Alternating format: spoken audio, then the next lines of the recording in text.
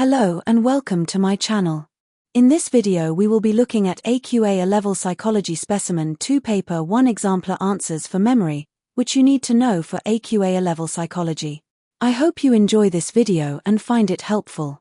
Let's get started. Please note that these answers have been produced with knowledge of the mark scheme but have not been approved by the mark scheme themselves. There are 3 assessment objectives, AOs, in psychology. In this video they are color-coded. AO1 Knowledge, purple. AO2 Application, blue. AO3 Evaluation, red and green. Question 1. Complete the missing parts of the table A, B, C and D in relation to features of the multi-store model of memory. 4 marks. Unlimited, 18 to 30 seconds, acoustic and semantic. Brian has been driving for 5 years. Whilst driving, Brian can hold conversations or listen to music with little difficulty. Bob has had 4 driving lessons. Driving requires so much of Bob's concentration that, during lessons, he often misses what his driving instructor is telling him. Question 2. With reference to features of the working memory model, explain the different experiences of Brian and Bob. 4 marks. Central Executive, CE, controls the WMM and coordinates the other slave systems after reviewing information from the sensory register. It is used when dealing with any task that makes cognitive demands and has a limited capacity and can process any modality of information, modality-free. Driving for Brian is an automated task, which makes fewer attentional demands to his central executive, so he is free to perform other tasks, such as talking or listening to music. However, this is not the case for Bob, who requires all of his attentional capacity for driving. The central executive then allocates the information to one of the 3 slave systems: visuospatial sketchpad, phonological loop, episodic buffer. The phonological loop, PL, processes auditory, speech-based information and preserves the order in which the information arrives. The visuospatial sketchpad, versus, processes visual information through the senses or visual long-term memory, patterns of recognition and spatial information consisting of the relationship between things and perception of movement. Brian is able to divide resources between his visuospatial sketchpad, driving, and phonological loop, talking and listening to music, and thus is able to dual task. However, Bob has an inability to dual task and divide resources effectively between components of working memory. A woman is being questioned by a police officer about a heated argument she witnessed on an evening out with friends. The argument took place in a bar and ended with a violent assault. A knife was discovered later by police in the car park of the bar. "Did you see the knife the attacker was holding?" asked the police officer. "I'm not sure there was a knife." "Yes, there probably was," replied the woman. "I was so scared at the time that it's hard to remember, and my friends and I have talked about what happened so many times since that I'm almost not sure what I did see." Question 3. Discuss research into 2 or more factors that affect the reliability of eyewitness testimony. Refer to the information above in your answer. 16 marks. 1 factor that affects the reliability of eyewitness testimonies is misleading information. Misleading information is incorrect information given to the eyewitness after the event, e.g. leading questions and post-event discussion between co-witnesses or people, which may alter their memory or recollection of the original event, making it more difficult to recall accurate information. Leading question are a type of question that suggest a particular answer or contain information that prompts the respondent to answer in a specific way. These questions often guide the respondent towards a desired response or answer, rather than allowing them to answer freely. The question from officer "Did you see the knife?" as opposed to a knife, is leading the witness who was not sure that there was a knife in the first place. Loftus and Palmer, 1974, conducted a landmark study to investigate whether misleading information, the wording of the question and effects of language, could distort eyewitness testimony accounts.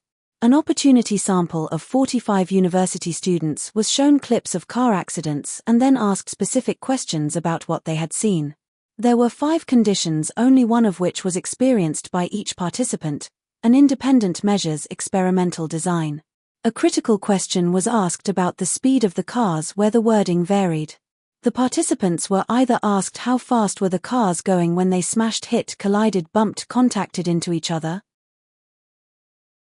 They found that the words that implied a stronger collision resulted in a greater average estimate of speed from participants.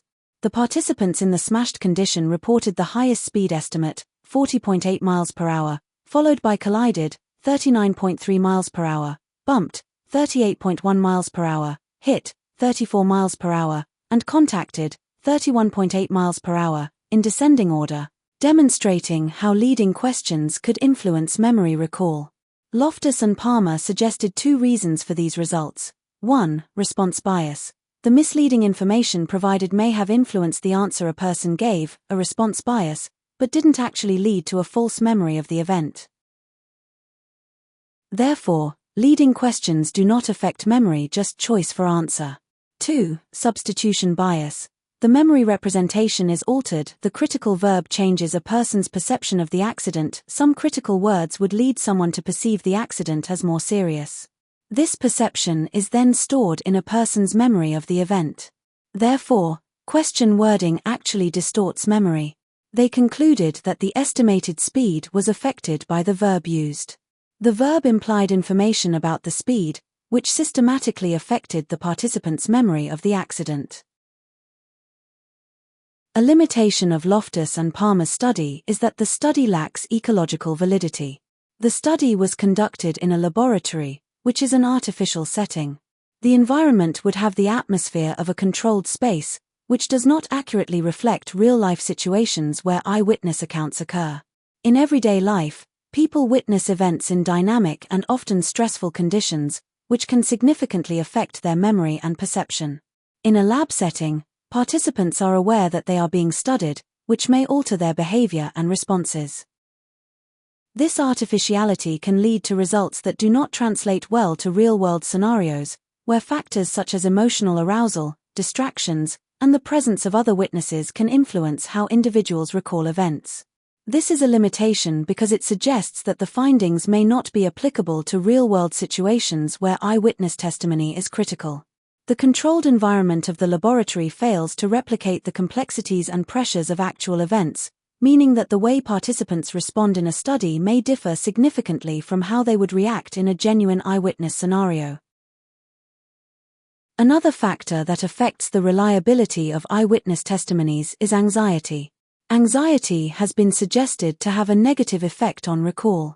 Anxiety creates a heightened state of physiological arousal, as a person focuses on the anxiety-inducing and fearful stimuli that a person becomes frozen to the extent in which they cannot pick up on any environmental cues, which prevents a person paying attention and worsens a person's recall.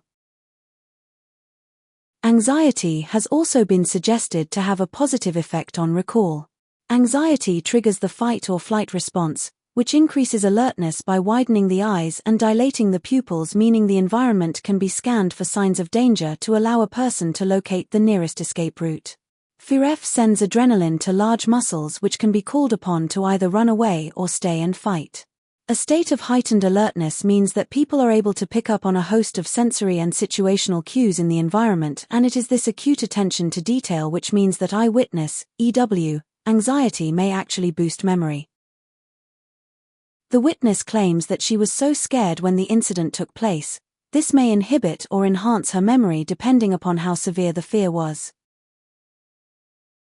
Ewell and Cutshall, 1986, aimed to investigate whether the accuracy of eyewitness testimonies is affected by the stress of witnessing a crime, by conducting a field experiment focusing on a real-life incident involving a shooting robbery in a Vancouver gun shop. One person was killed and another person was seriously injured. 21 witnesses observed the shooting and were originally interviewed by investigating police, and 13 witnesses, aged between 15 and 32, agreed to take part in Ewell and Cutshall's follow-up research interview, 4 to 5 months later, which were then compared to the original police report taken right after the crime. In both sets of interviews, the eyewitnesses were asked to give their account and follow-up questions were asked. The researchers asked two misleading questions. Half the group were asked if they saw a broken headlight whilst the others were asked if they saw TG broken headlight. There was no broken headlight. Half the groups were asked if they saw a yellow panel on the car and the other half were asked if they saw a yellow panel. The panel was blue. The witnesses were then asked to rate their degree of stress on a scale of 1 to 7, as well as being asked if they had had any emotional problems since the event. The researchers collected approximate over 1,000 details compared to the police who collected approximate 650. They found that the eyewitness testimonies where participants reported high levels of stress were the most accurate even after several months, with all major details of their reports remaining the same and only minor details, including estimates of age, height, and weight changing. They also found that misleading leading questions had little effect on the participant recall, with 10 of the participants said there was no yellow panel and no broken headlight. They concluded that the level of stress experienced by the witnesses during the incident did not significantly affect the accuracy of their recall, and eyewitness testimonies can be reliable in high-stress situations. A limitation of Ewell and Cutshall's study is that it lacks population validity. The study only used 13 participants, which is a very small sample size.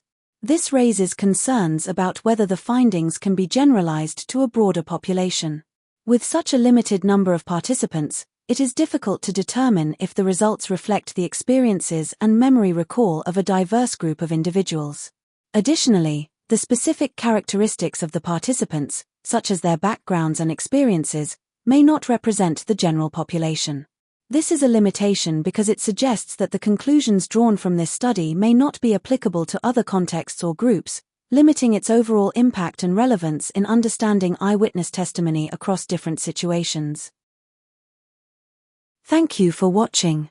If you have enjoyed this video, please like and subscribe for more content like this. Bye.